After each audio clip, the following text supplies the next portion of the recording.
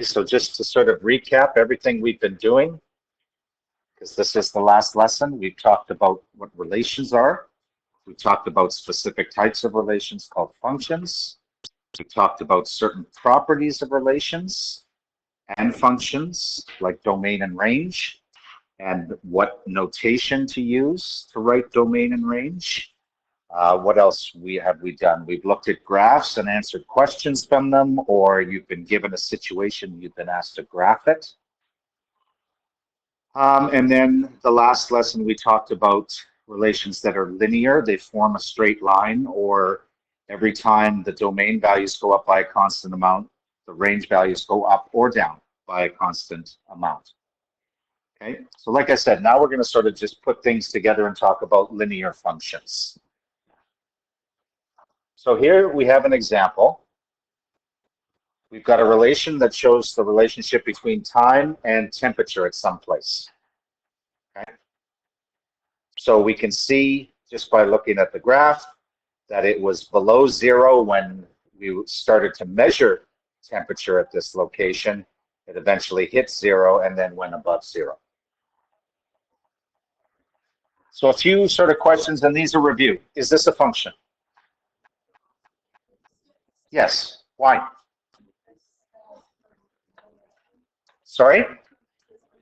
Domain values don't repeat, or we could say you can't draw a vertical line through more than one point, because we learned how to do that with with graphs of relations to see if they're functions. So yes,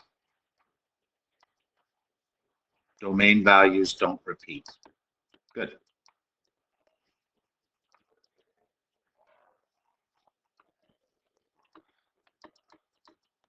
So a lot of times using certain terminology, we would say, now that we've established this as a function, we would describe this graph as temperature as a function of time.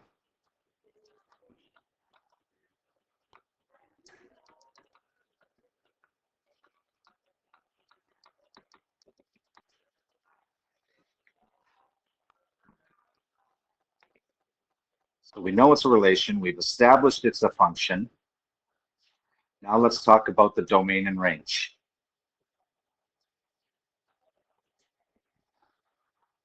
Are we going to use the braces, or are we going to use the set or interval notation? Why?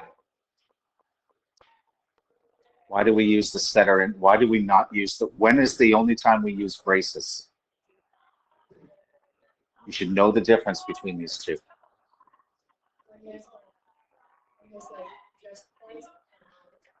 Right, when there's just a certain number of numbers.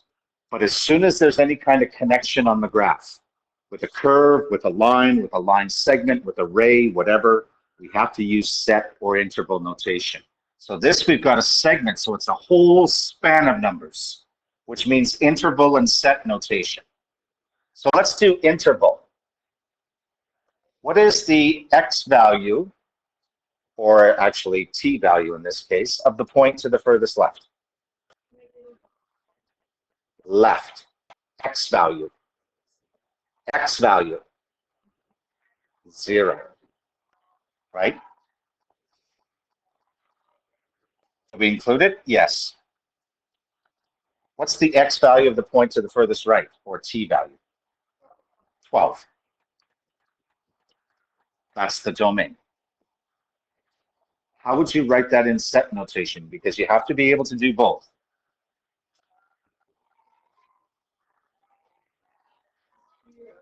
Zero.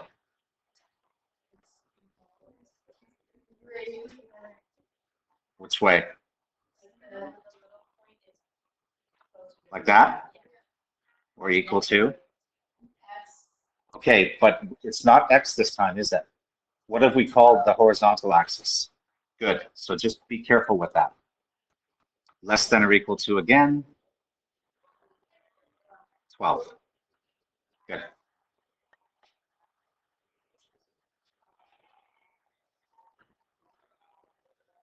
Range, y values, would be the lowest y value to the highest. So what's the y value here?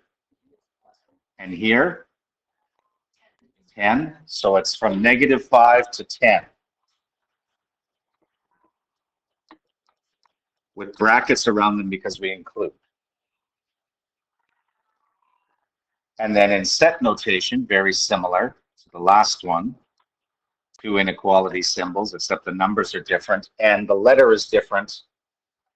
It's capital T.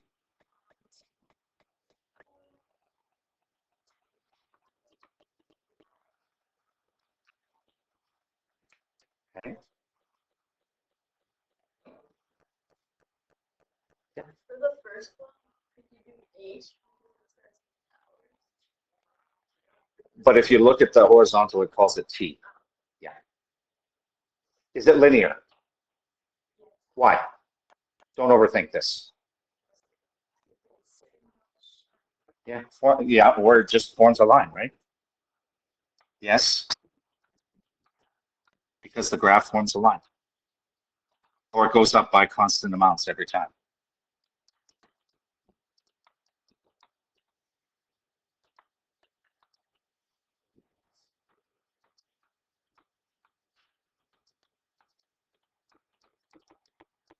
Good.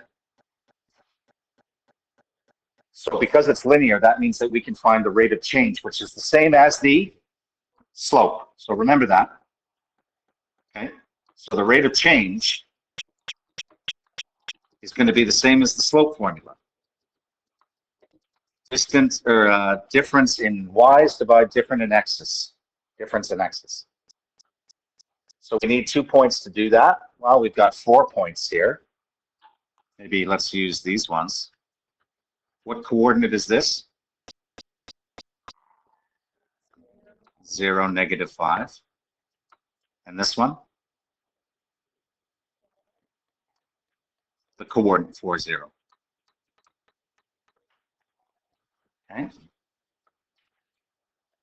So we can go 0, subtract -5, which becomes plus, over 4 minus 0. So 0, subtract -5 over 4 minus 0 gives us 5 over 4. And usually with rate of change, because we're in a problem, like normally we left answers as fractions, but usually in a problem-solving situation, we want to go to decimal. So I'm going to change this to decimal. So if you divide that, you're going to get 1.25. But what does it mean? You're halfway there. You've got the rate of change, but what does it mean?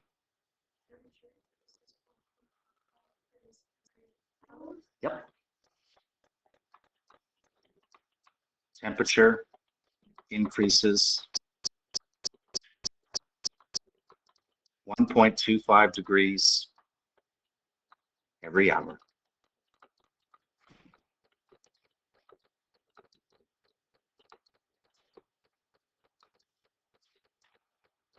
Okay. So these are things that we've all done already. Just to add a couple of new things, although it's not really new, we just called it something different, would be the horizontal and vertical intercepts, which are really the same thing as the horizontal is the same thing as the x-intercept.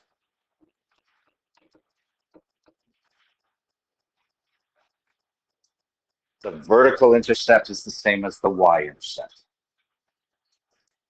So what's the horizontal? It's the value of x where the graph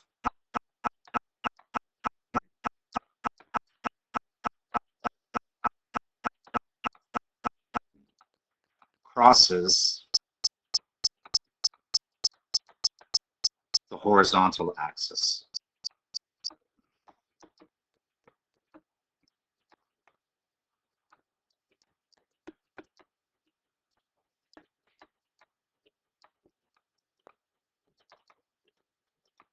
So in the previous example with time and temperature, what's the horizontal intercept?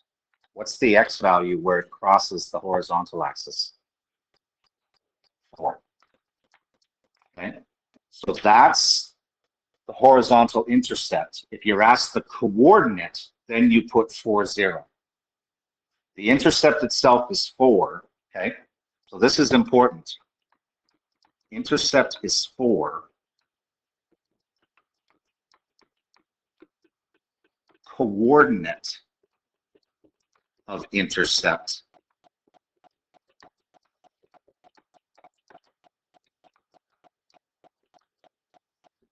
is 4, 0.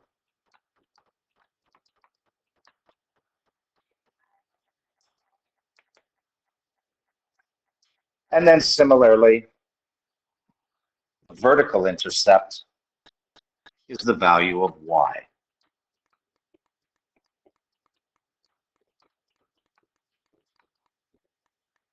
Where the graph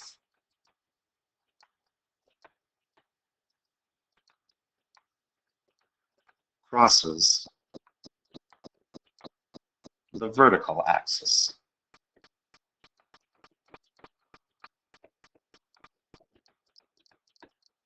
So in our previous example,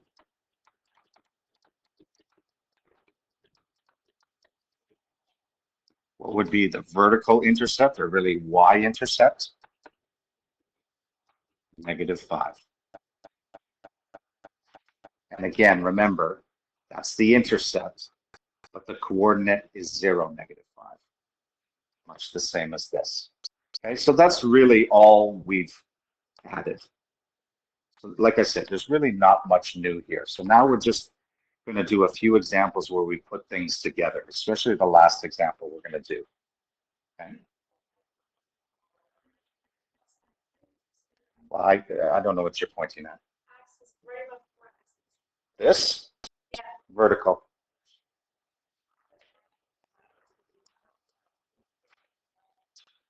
I don't think my writing's that bad. No, sorry. I didn't know. Yeah, I have to apologize. It's okay. What's that? Yes, because that's how you have to say it. Vertical. Have you finished writing yet? Okay. Yeah, I can write. You got it? Yeah. All right.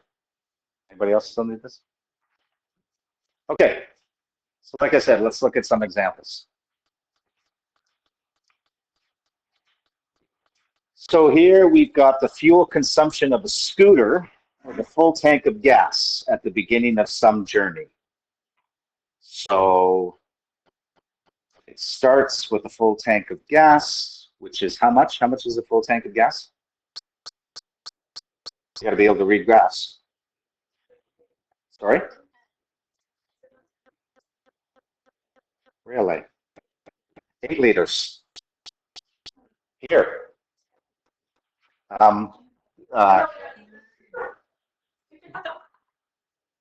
Are you trying to mess with me? Because it's right beside an 8. Okay. How long did the scooter go for before it ran out of gas? 200. Okay. So that kind of tells us the answer to A. What are the coordinates of the points where the graph intersects the axes? So we want the coordinates. So for A, the vertical would be the point 0.8, but the vertical intercept, that's short for vertical, intercept would be just 8. And that's how much fuel was in the tank of the scooter when it first started. The horizontal, the coordinates where it crosses the x-axis is 200, 0. So the actual horizontal intercept is 200. And those answer the questions I just asked you. Oh, sorry, that's not the It's not B yet.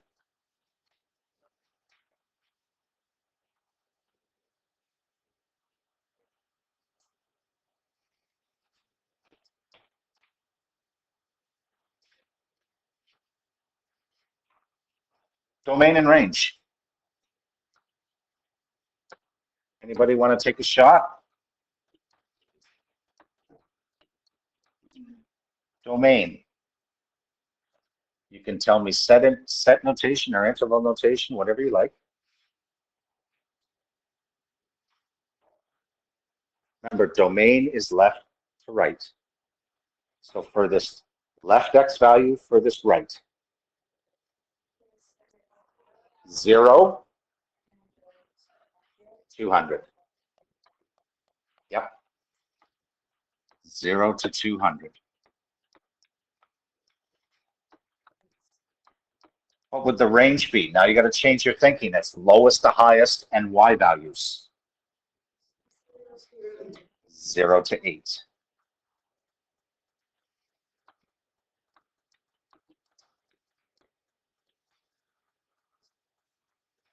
And if we did set notation, we would have to put 0 at the beginning, 200 at the end, 2 less than or equal to signs. Same thing with the range, those numbers on the outside. Now, normally we put x and y, but because we're in a problem, we've got to look at the variables that are being used here.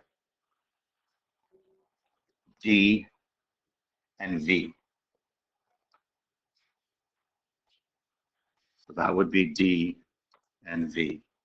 I mean, if you miss that, that's like a communication error. That's a minor error. Okay. But we want to try and be as accurate as possible. And finally, the rate of change. All we're asked to do now is calculate it, not interpret it this time. So we need 2 points. Well, why don't we take the 2 points we got here?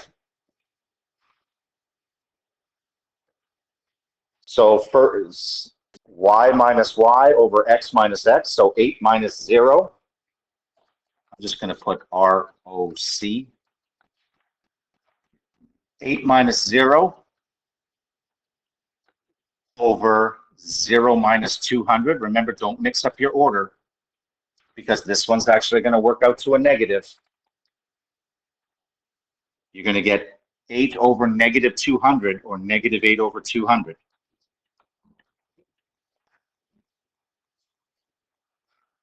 Which, and then we can go to decimal, you would get negative 0.04. We should put the units. So the units are always whatever the vertical units are slash whatever the horizontal units are. So it would be liters per kilometer, right? Sorry, I was thinking time. Liters per kilometer. And it makes sense that it's negative because it's going down. Okay? We're using fuel.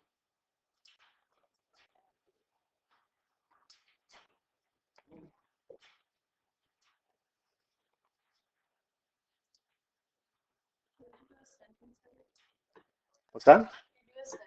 No, you don't have to. Yeah, because we're just asked to find the rate of change, not state what it means. Okay, this one.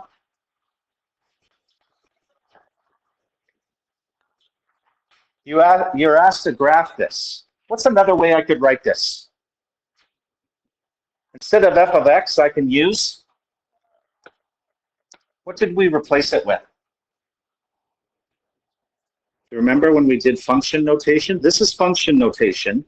How would I write this using just relation, just a single variable? Instead of f of x, I'd write y. Really, when you're asked to graph a linear function, given like that, it's the same thing as this. Well, we've graphed these things to death this year. Okay? We've done 3 different methods. We've done table of values. We've done the intercepts. We've done slope-intercept, which this happens to be in. What's the y-intercept of this? 6. What's the slope of this as a fraction? Which, remember, slope is rise over run.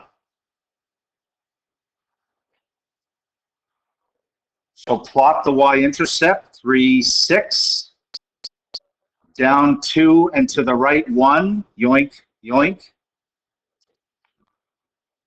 And there's your 2 points on the line. And there's your line. I just wanted to throw that one in there just so that, because we're going to see that notation for, next year in grade 12. Always remember that if you see f of x equals something, it's the same as y something.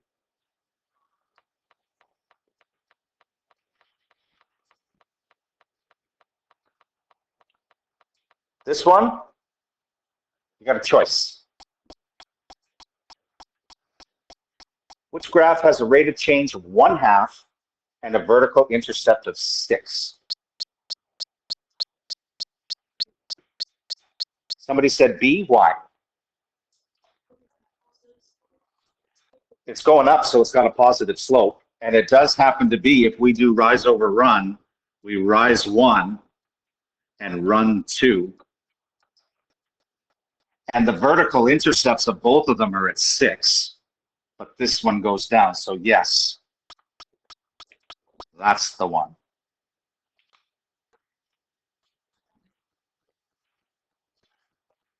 Because this has a rate of change of 1/2 and a vertical intercept of 6, whereas this one has a rate of change of negative 1/2 because we go down 1, but the vertical intercept is also 6. Good.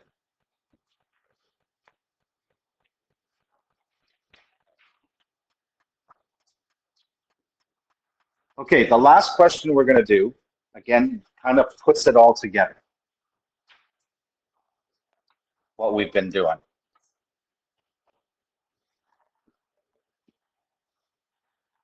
So we've got a graph that shows the cost of publishing a school yearbook for a certain school in Winnipeg. So we can see that if we don't publish any, like if we just look at the graph, we can get some information from it. If we don't publish any yearbooks, how much is it going to cost us? Really? $500, right? So that's, I mean, like you've got to pay that up front. And then because it's going up by a constant amount, that means you're also paying a certain amount for every yearbook is published. Okay. So for 50 yearbooks, it's $1,500. For 100 yearbooks, it's $2,500, etc. Okay. The budget the school has is $4,200. What's the maximum number of books that can be printed? Well, that's kind of hard to get on the graph. Because where's 4,200 on the graph? Well, this would be 5,000 here. 4,200 would be somewhere around there. I'd have to connect these and then see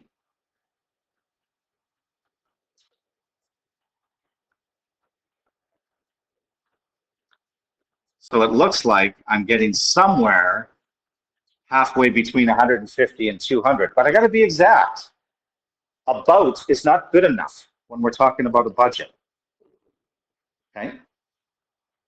Because imagine if you said, okay, we're going to say 175 yearbooks, but it actually turned out to 177. You have destroyed 2 students' lives. Okay? This is critical stuff. Anyway, so how are we going to do this? Well, if the graph isn't accurate, we need to make what would be really accurate to help us calculate it? Not a table, because that would be basically the same stuff. And equation. Equation is what we always want to go to, because we can calculate exactly from equations. So we've got to get an equation. Remember the equation for these things. It's always Like we used y equals mx plus b when we found equations of lines, but because we're in a problem-solving context, instead of y, it's the dependent variable.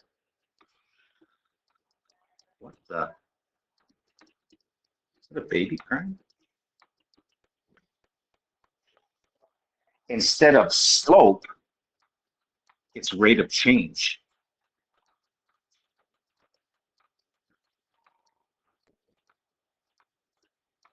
Instead of x, it's the independent variable. And instead of b, the y-intercept, it's whatever the initial amount is when x is 0. So we need to find all these things. The variables will be letters. Okay? So what's the dependent variable?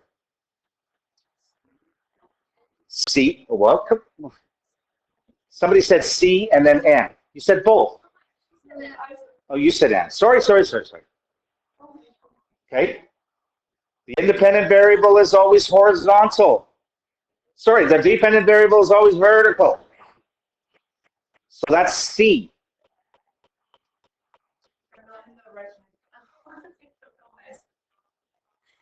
Okay. So this is C.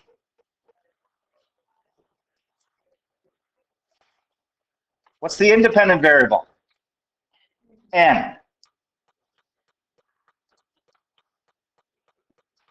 What's the initial amount? Sorry? 500? And now we just got to find the number that goes in front of N.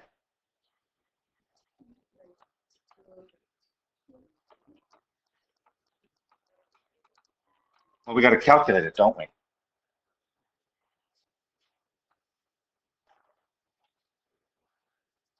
Let's use these points. 0, 500. And we'll use this point here. 50, 1500.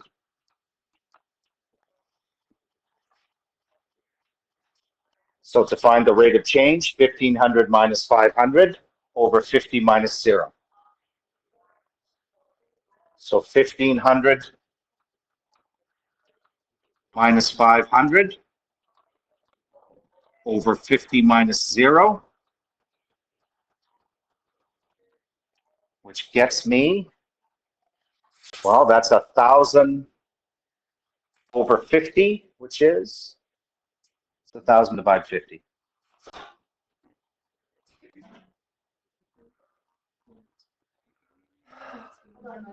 Could somebody please speak clearly? Because all they hear is 200 or 20?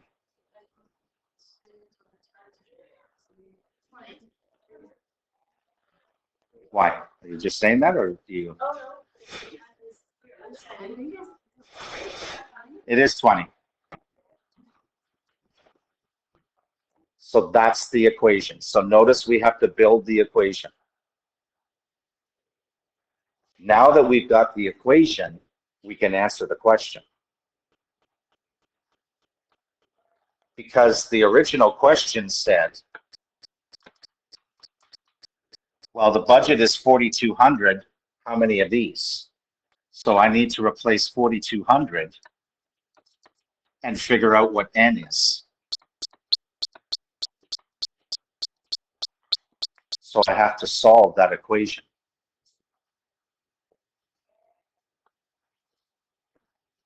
Subtract 500 from both sides. I might as well leave the N over here. So if I subtract 500, I get 3,700 is equal to 20N.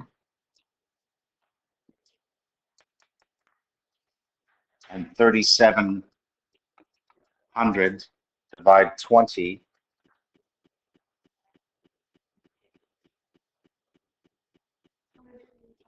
How many? Thank you. Sorry, I was drawing a blank.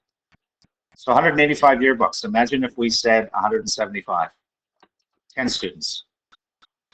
We would have broken. Okay. So a lot of times a graph can give us accurate information, but not all the time. Equations can give us accurate information all the time. Okay. I actually have